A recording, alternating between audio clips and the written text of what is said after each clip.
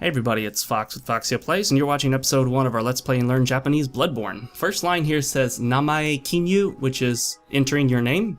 So we're going to enter a name. Even though it's the Japanese version of the game, you have to enter your name using English letters. So we're going to pick Aya Kiguchi as a name. You can Google that if you're interested in it. Just be careful when you Google it who's watching.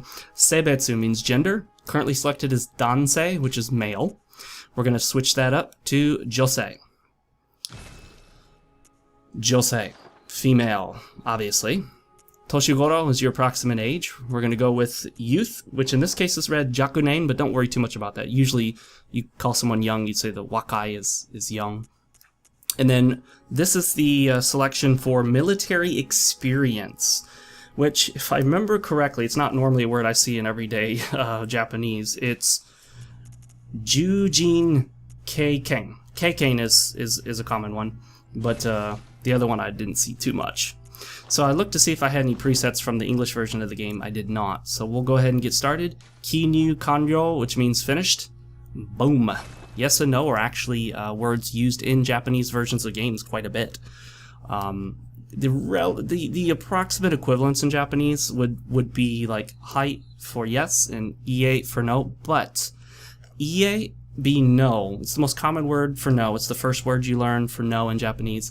It comes off sometimes a bit harsh, and it doesn't directly translate to no. As you'll quickly find out, particularly with a language like Japanese, which is so radically different from English and has different foundations, there is no such thing as a direct translation.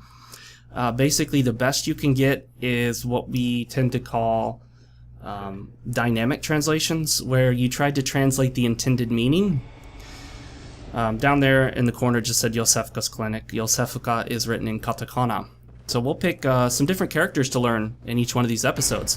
While I'm fiddling around here in the beginning, I'll point out some of the items I pick up and what they are, and we'll start using their Japanese names as we go throughout the game so you get used to them. But I also want to tell you what format this is going to take.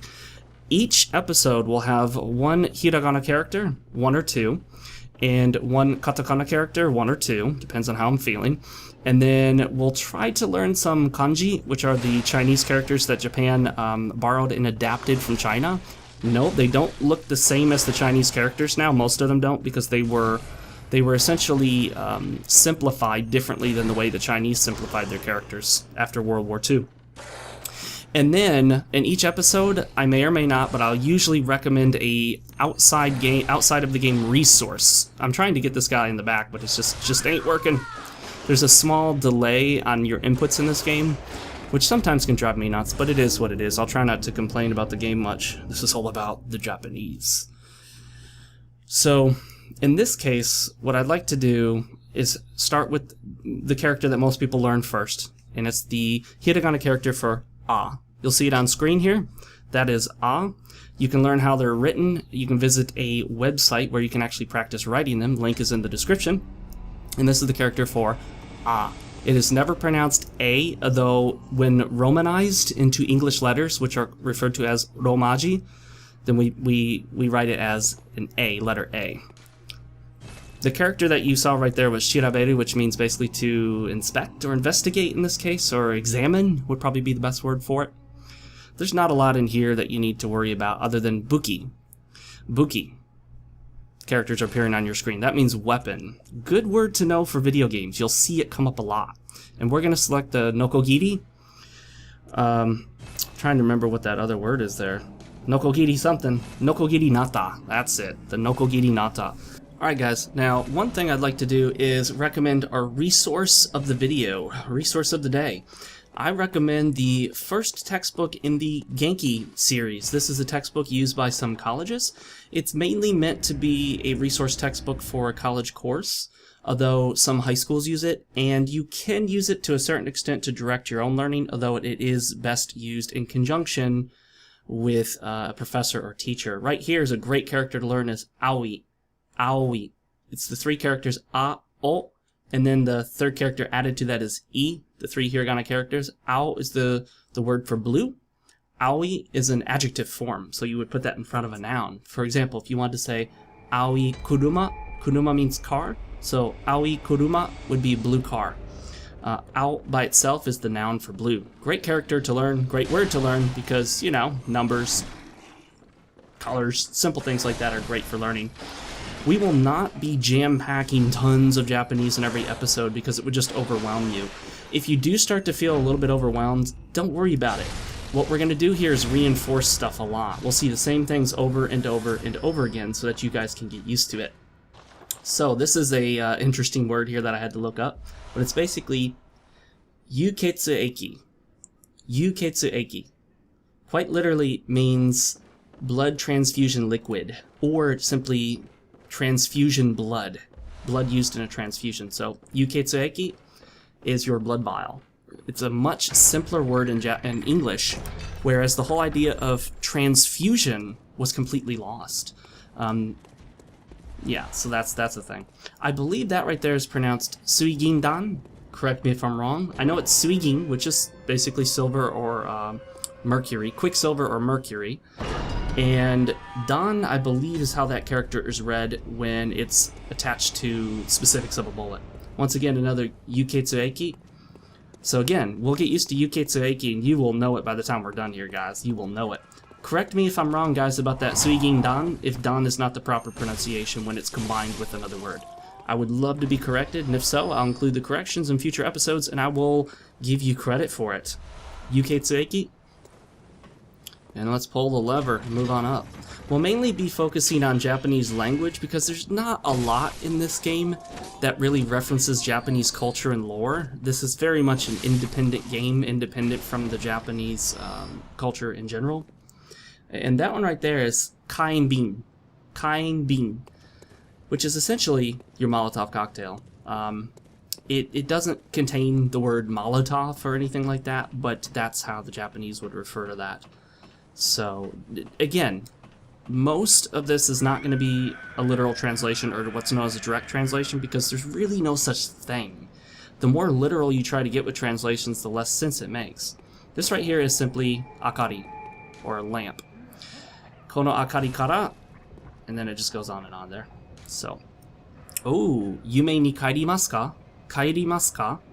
It simply says, would you like to return to the hunter's dream? Hunter in this case is karyudo, which is kind of hard for me to say because it's ryu, which is a sound that doesn't exist in English language. So my pronunciation of it is imperfect. So please do not try to perfectly copy my pronunciation, but you can look it up online if you like. Karyudo no yume. Karyudo no yume ni kairimasu ka means, shall we return to the hunter's dream? It's been a long time since I've spoken much Japanese, guys. I haven't had a lot of practice, so this is a great way for me to just sort of shake off the rust, clean the rust off my Japanese, and a way for you guys to learn some stuff too. Yuketsueki times 1. Ippon. That would be for 1 bottle. How you count in Japanese depends on the size and type of the object. I know that sounds strange, but trust me, it makes sense once you learn it. Like longer, slender objects, like a bottle, a pencil, and things like that, will have one way of referring to them. You know, circular objects will have another way. There are generic counting terms like, you know, hitotsu, futatsu, mitsu, yotsu, and so on. If you don't know the specific, you can always use that. But for example, if it's a small, tiny, like little object, you might say ikko, nikko, sanko, and so on. I don't know why I constantly try to tackle this guy. He is not worth it. He has incredible reach that you wouldn't think he would have, and he's just really tough. But as I said, we're mainly going to focus on the Japanese language aspect of this playthrough, not so much on Bloodborne itself. So again, you can find a link to what I referred to in the video in terms of references and whatnot, so that reference to the Genki textbook is going to be in the description. So go ahead and head there. It's the Amazon link to it. Please keep in mind that unless I say otherwise, nothing about what I recommend is sponsored. I don't get any money from it, anything, unless I specify otherwise. Now, if that changes in the future and I go back and retroactively make like an Amazon affiliate link, it will be listed at the link. The link will say affiliate link. And I will get a cut of the profits, but as of right now, that's not the case. I'm not being sponsored by anything. I don't have any affiliate links. Anything you buy as a recommendation from me is totally based on just me recommending it. No one told me to do it. No one asked me to do it. Nobody's paying me to do it. I'm not sponsored. Nothing like that. again, I can't get all of the language covered in this. It would just overwhelm you guys. It would overwhelm me. So, Suigin Dan. Please, again, correct me if Dan is not the proper pronunciation. It could also be Dama or Tama.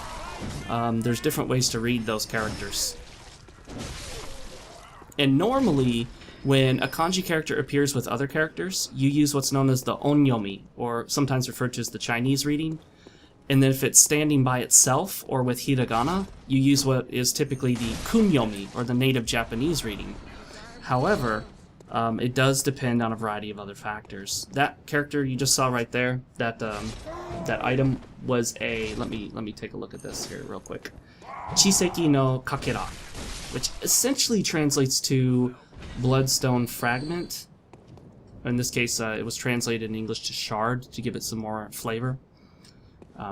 Translation is an art, guys, and I have never really studied translation. I've only studied the language and how to speak it. Translating is an entirely different skill from simply speaking a foreign language. Just because you can speak a foreign language does not mean you're good at translating. Trust me, guys.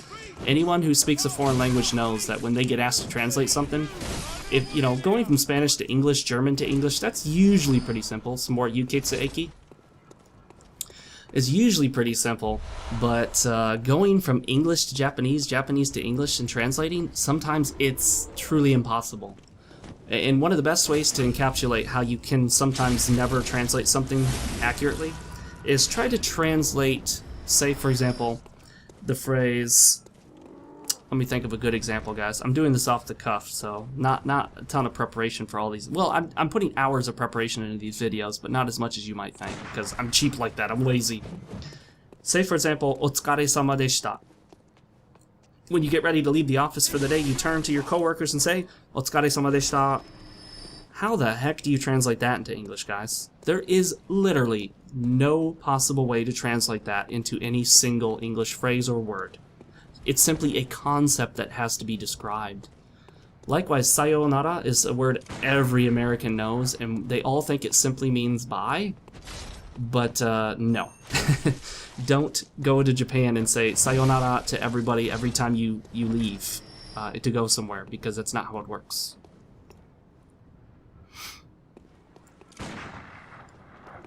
Another phrase there's no way to translate is tadaima. That's a phrase you say when you come home. But it doesn't mean I'm home. It doesn't mean I'm home or I came home. Although that's, you know, it's just one of the things you say when you enter into the house. You step inside the genkan, the entranceway to the house, and you want to just announce to everybody you're home. It's a typical Japanese custom. You simply say, "Tadaima." So again, I'll put back on the screen for you the character for "a." It's usually the first character people learn, hiragana character. There's another character for "a" in the katakana script. Now, katakana is typically described as being the script used for foreign words, and that is accurate.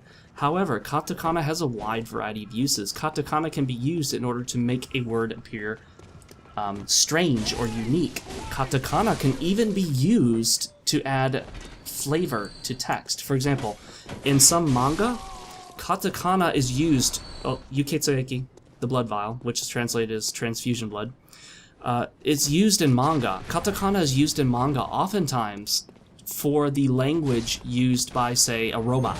If a robot is talking and the robot says tadaima when it comes home, it might be written in katakana, even though tadaima is a native Japanese word.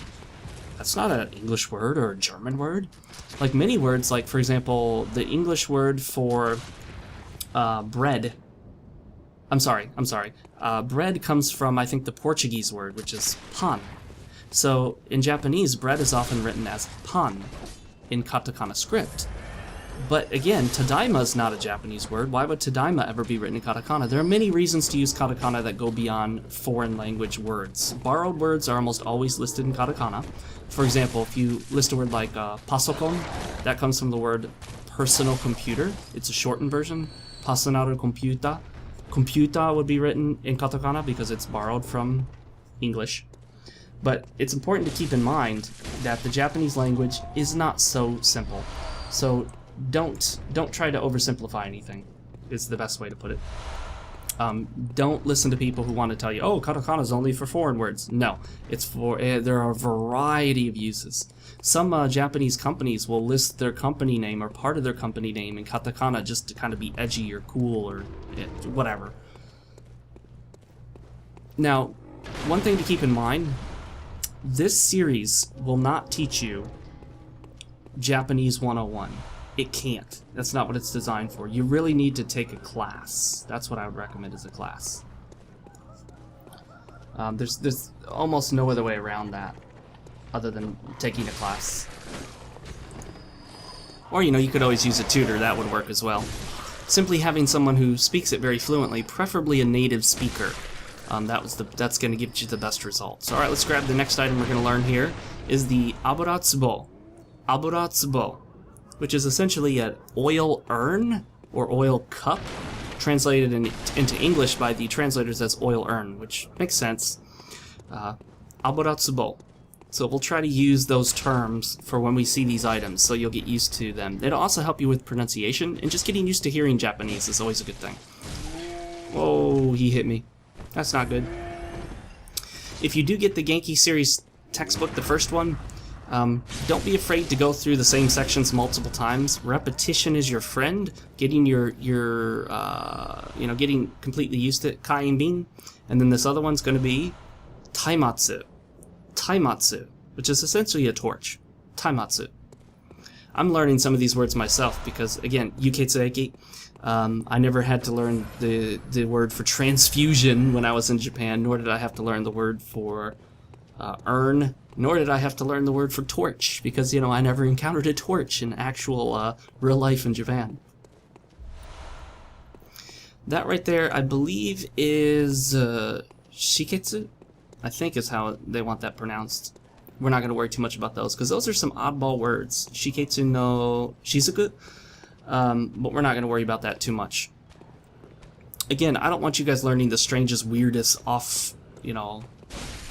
crazy things from this game. We're going to try to stick to more natural or more common Japanese, I guess is the word for that. Oh, I got shot.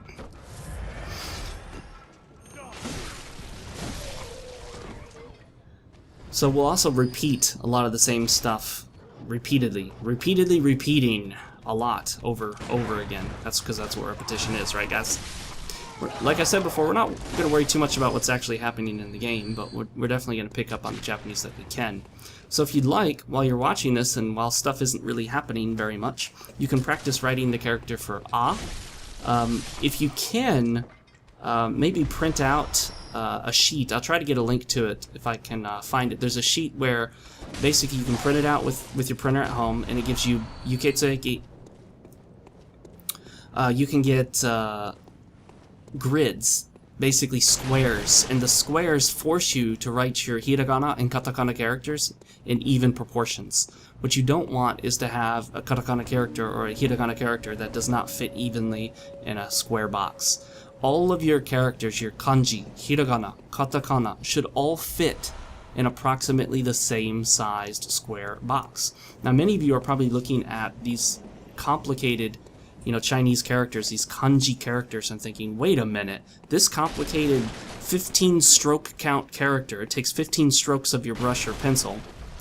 Let's see what that is. Okay, another upgrade material. We're not going to worry too much about those. Those are way, way off the beaten path of normal Japanese. That right there is ishikoro.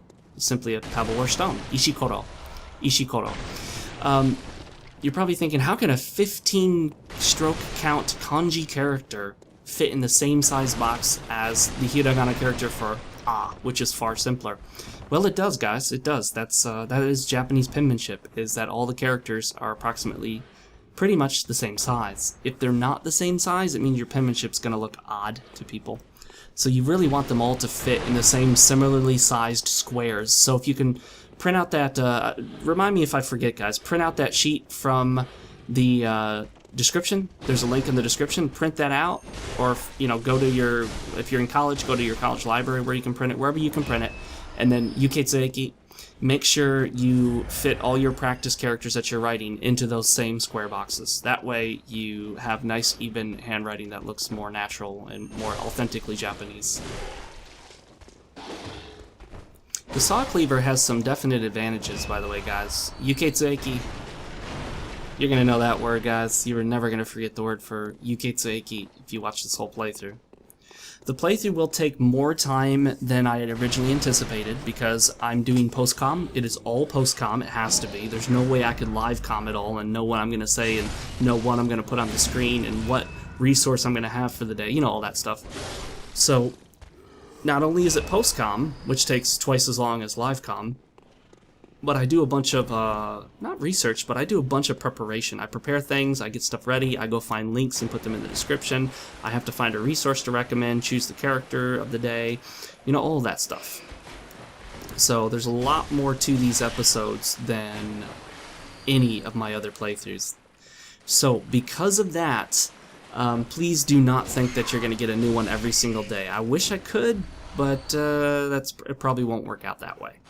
So I'll try to get them out once every maybe 3 days or so, or 2 days, just depends on how busy I am. Again, this is not my job. I have a full-time job and a life, and I'm married and all that good stuff. So it'll take me longer than usual to get out episodes, but we'll be getting them out as soon as we can, and you can follow along. There'll be a playlist, so if you miss a couple of them, you can always go binge watch on a playlist and watch them all in a row. Again, the character for Ah. And we've also talked about the Genki textbook. If you don't want to necessarily buy the textbooks, there are online resources I'll be listing from time to time. So each day, the resource will include maybe a textbook, some other kind of book, a dictionary, a translation device, a website. It could be anything that could help you learn Japanese. Now, we're going to get the hunter set up here. Remember, the word for hunter in this case is karyudo. Karyudo. Ryu is long. The vowel sound is long. It's not just ryu. It's ryu, karyudo, karyudo no boshi, and so on. Boshi is the word for helmet or hat in this case. So we're going to pick up the 4 pieces, and I'll tell you what those are when we get to that point, which we're just about to after we pick up the Yuketsueki. Here we go, guys.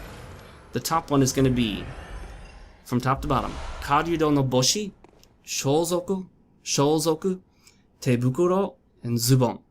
The only strange one in there is shozoku, but tebukuro, gloves, zubon, pants, and they're all Karyudo no boshi, Karyudo no shozoku, Karyudo no tebukuro, and Karyudo no zubon. I don't want you to worry about shozoku because that's an odd word I've never seen before. But definitely boshi for hat is a common word. Tebukuro is basically glove. Te is the character for hand. And zubon is written in Katakana because it's borrowed from another language and is essentially the word they use for pants. Please don't say pantsu when you're trying to say pants in Japanese. Don't say pantsu in Katakana for pants because pantsu is actually referring to women's underwear, not you know, the women's panties basically. So yeah, don't say that, you know, because you're referring to something totally different than what you think you are. Right now, selected as our item, we have 15 ishikoro, or you could say jugoko, 15 jugoko, being the counter for small objects. Ishikoro.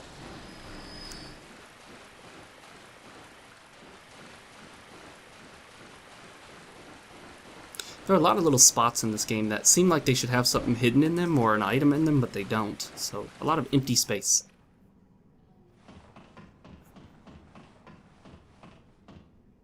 I noticed the character they use, or the word they use for ladder, in this case is, I believe, hashigo. I did not look that one up ahead of time, so I don't want to emphasize that one too much. Again, one of the goals, too, is not to overload you guys with too much Japanese language in one sitting. These episodes will aim to be 30 minutes long because they just take so much more effort and time, and at times I may need to actually pause the game or stop the game from playing, the video from playing, and explain something or showcase something or highlight something. Alright, we're going to pick up something here. Kyojin no chie. I wanted to point that out because chie is a common one, means wisdom. In this case, Kyojin, kyo is long. Kyojin is essentially basically a lunatic or crazy person or madman. In this case, they translate it as madman in the English version. It's the madman's wisdom, I believe, is the English translation. But it's a kyojin no chie. Chie is a fairly common word to mean basically wisdom. Kyojin no chie. Oh yeah. And we now have 16 of the Ishikoro pebbles. Yuketsueki, as always. Oh, well, not as always, but they usually drop the Yuketsueki. And we've made it to the shortcut. Don't forget to talk to this lady, get the music box to make the boss fight easier if you so choose. Anata dare? Okay. She says anata dare, but it has an extra a in there. You're not going to find that word in the dictionary. Dictionary word is dare. Dare. They put an extra a in there simply because they wanted to lengthen it for the purposes of flavor to the text, add flavor to the text. The first one is to search for it, the second is not to search. Also, you saw honto? Really? Arigato. Arigato simply means thank you. Arigato gozaimasu is the longer, more polite form of thank you, more formal. Arigato gozaimashita is the past tense form, when you're thanking someone for something clearly done in the past. Don't worry about that because, yeah. Watashi tachi. Moshi. Watashi tachi no koto. Watashi tachi. Watashi. Most people by this point probably know watashi means I or myself, me. In this case, watashi tachi, adding tachi to it makes it plural. So watashi tachi is we.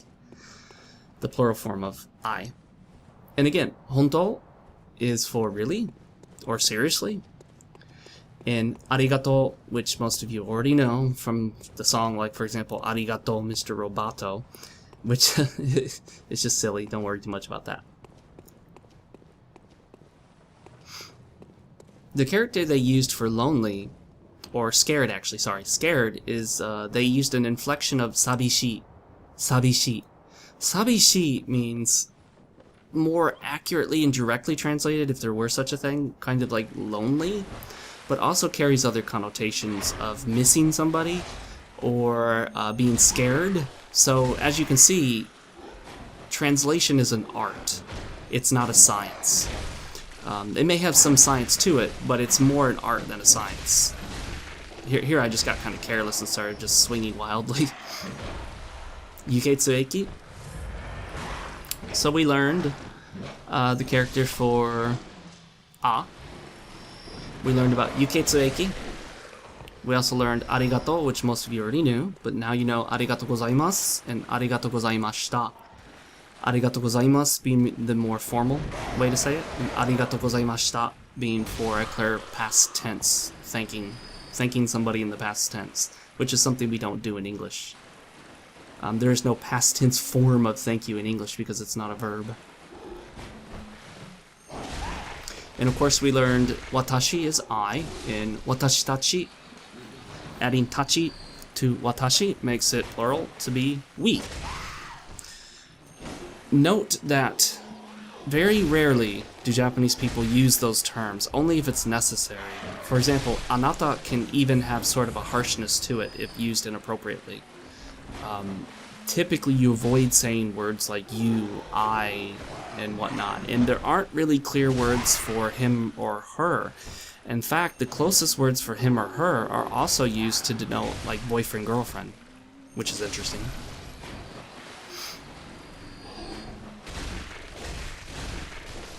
Boom. Alright, takes care of that. Those guys take too long to kill. One of the techniques I'm using, I'm learning how to do these playthroughs as I do them, because this is my first time doing it, so hopefully these will get better over time. I'm notating directly in Sony Vegas what I'd like to talk about. By the way, a lot of people have trouble with this guy.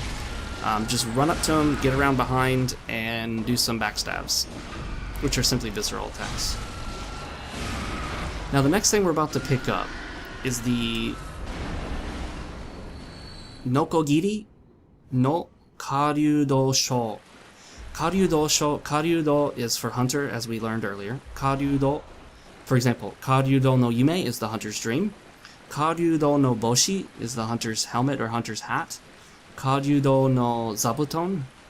Zabuton, I'm sorry, that's a totally different word. Karyudo no zubon is the hunter's trousers or pants. The Karyudo no sho, Karyudo sho, sorry, not no. Karyudo sho is basically like hunter's identification. In this case, it got translated in English very accurately, and I think it was well done, as the hunter's badge. That makes sense. It could also be translated like a hunter's credentials, hunter's identification. Depending on how it looks or what it is, you could even translate it, for example, as like the hunter's card, if it were in a card form. Nokogiri is for a saw. So that's simply the saw, the hunter's saw badge, or hunter's saw identification, or whatever translation you want for that. Again, not a perfect science. Karyudo for hunter. Not a word I'd ever learned in my normal Japanese studies. I went the wrong way back there, so we're going back up this way. We're coming towards the end of this. They're not all going to be perfectly 30 minutes, but we're going to aim 30 to 40, 40 max, 30 preferably at the lowest. But trying also to quit at opportune times that make sense. And also trying to quit in safe areas, or at a akari, at a lamp, or in the Karyudo no Yume, the hunter's dream, versus, you know, just stopping in the middle of nowhere. These guys almost always drop the Yuketsueki. And watch Yuketsueki. Yuketsueki. Well done. Well done, Karyudo, hunter. Again, my pronunciation of that is imperfect. I learned Japanese as an adult, so pronunciations that don't exist in the English language, that English language learners or native speakers aren't familiar with, are ones that I may be imperfect in, and will reveal that I'm not a native speaker of Japanese. But then again, who thought that I was? Probably nobody.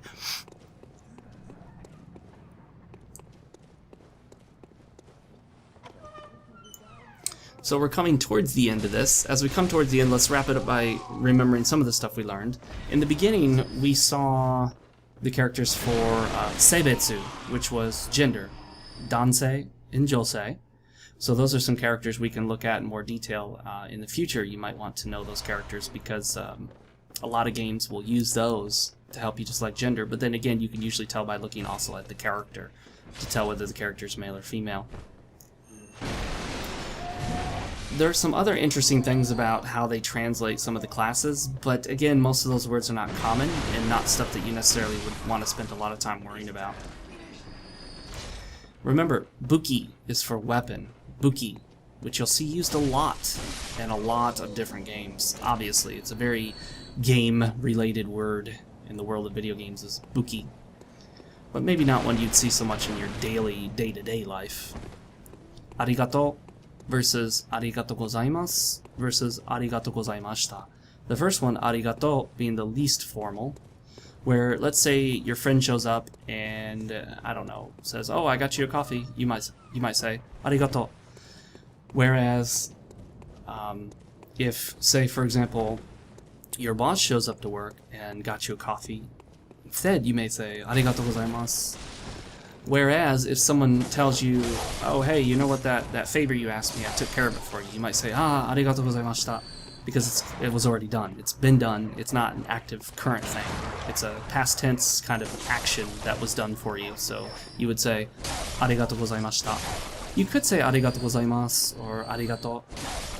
If you're going to use the less formal term, there is no past tense of simply arigato. The only way to make it past tense is you do have to add the gozaimasu onto it and then inflect it into the past tense, which is gozaimashita.